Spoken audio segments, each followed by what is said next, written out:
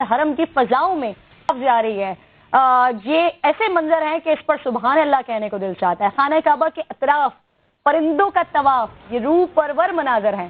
Corona virus کے خدشے پر مطاف میں طواف ایک ہفتے سے بند ہے، لیکن یہ ہر مسلمان کے لیے بہت روح پرور منظر ہے کہ خانہ کعبہ کے اوپر ہم دیکھتے ہیں کہ یہاں پر طواف اس وقت ہو رہا ہے. مطاف خالی ہے لیکن حرم کی فضاؤں میں طواف ہو رہا ہے. خانہ کعبہ کے اطراف پرندوں کے طواف کے یہ روح پرور مناظر خوبصورت ترین مناظر ہیں.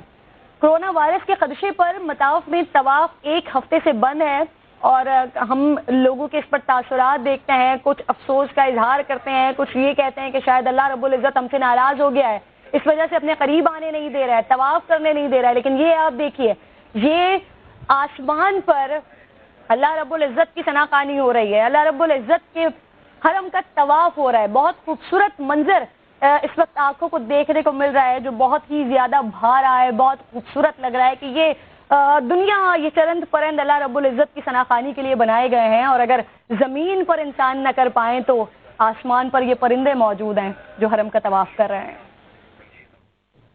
تو پروگرام میں ناظرین اب اگلے ٹاپک کی جانب بڑھتی ہوں.